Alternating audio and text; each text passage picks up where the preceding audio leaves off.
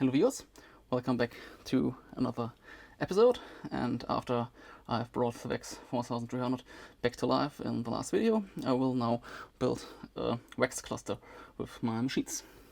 You can hear it's pretty quiet at the moment because all machines are turned off and the network is also already turned off, and therefore it's really quiet in my storeroom. If both racks are running and the networks are running, it's quite loud. I can hear the machines in every room, and also my neighbors can hear the machines. I don't want to build a cluster from scratch because the VAX 4300 is already a member of a cluster. So I will add the VAX 4200 to the cluster of the VAX 4300. I will cover that topic in two videos. This is the first video about general cluster concepts and the hardware configuration, and in my second video I will cover the cluster from the VAX server 4300, the former cluster, and the software configuration. Because the VAX 4200 has some issues with DSSI, and I will use DSSI to connect both machines, I have to solve the DSSI issue from the VAX 4200 for that purpose as well. So this will also be part of this video. For the cluster installation, or for adding the node to the cluster, I will follow the procedure of this manual here. This is the VMS VAX Cluster manual from the VMS 5 documentation. But I can use that documentation for VMS 6.1 as well. And there are several concepts of clusters. One concept is a CI-based cluster, and CI is computer interconnect, and this is a classical connection of VAX computers for clustering. It's up to 70 megabits per second fast, and it's based on coaxial cables. But my VAX systems did not have a classical computer interconnect connection. Another possible configuration is a LAN-based cluster or Ethernet-based cluster. But this is quite slow because it's used Ethernet. And as you know from my previous videos and from the introduction, I will use DSSI. And DSSI is another physical layer of computer interconnect, and it's up to 32 megabit per second fast. And this is the way to connect it. And it's basically this is a system you can see here. We have this is a dual host configuration. We have two servers.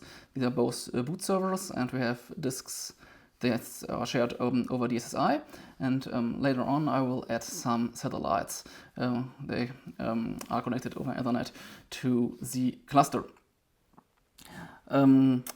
If you want to have some more information about cluster, especially about VAX clusters, there are some special journals. They're called Digital Technical Journal, and you can download them. This is not an original one, it's also a printed one. You find them on the website of VMS Software Incorporated. This is a company who have the rights for VMS now. And you can download all technical journal issues on their website, and two of them, this is volume 1 number 5 and also volume 3 number 3, are about VAX cluster. And in that manual you will find also some information here about the way of a classical computer interconnect system. So generally you have different VAX systems, and they are connected with these computer interconnect cables, and in the middle is this dark coupler who has a coaxial cable connection to all systems and also to disks.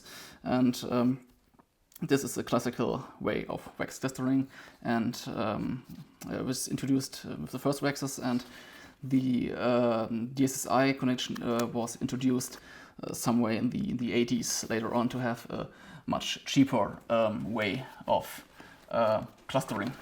There's also another interesting document, this one. This is the DSSI VMS Cluster Installation and Troubleshooting Guide.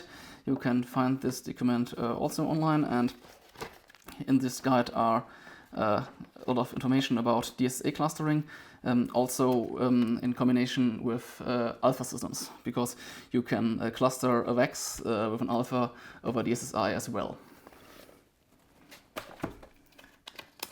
So the DSSI bus with satellites over Ethernet is a mixed interconnect VAX cluster system, because DSSI is like with interconnect, and we are also using Ethernet.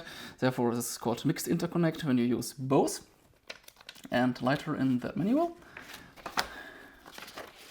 adding a computer to a cluster is described, and I will follow this procedure in the second video to add the node to the cluster. To solve the DSSI issue, I've ordered this. This is the KFQSA QBUS DSSI controller. So I add another DSSI controller to the VAX 4200. I've got this controller from the US. I've ordered it in Minnesota. So it travels about 6,900 kilometers or 4,300 miles to me, and it came quite fast. I've ordered it on Thursday, it was shipped on Friday, and it was delivered to me on Monday. And I found two offers of DSSI controllers on the internet, one in Italy and this one in the US, and the one in Italy came only with the controller and without the termination resistors, and this US offer was cheaper. Even with customs and shipment, and it came with the with the termination resistors and with the bulkhead. Therefore, I've ordered that, and I will insert this controller in the machine now. It's a bit the usage of QBUS controller is a bit different to the one on the CPU board, because the QBUS is slower. But I wasn't able to get a new processor board for my machine, or one with a reasonable price. Therefore, I will use that solution first. Maybe I will get a new processor board someday, but for now on, I think the QBUS controller is suitable enough for my cluster. So now the machines are running, and I've added the QBUS DSSI controller to the VAX 4200.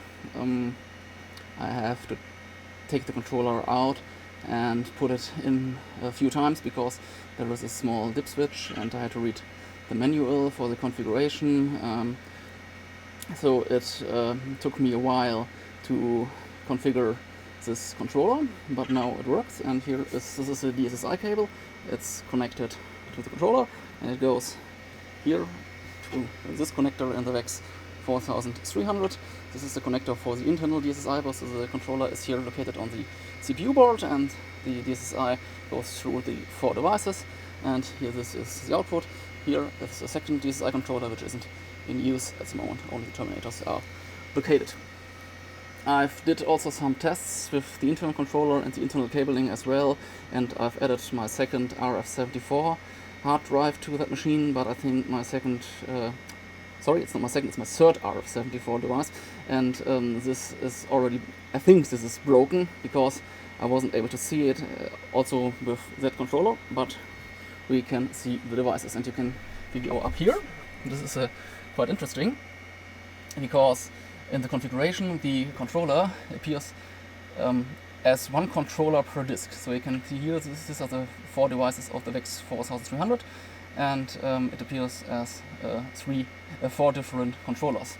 And if we enter show QBUS,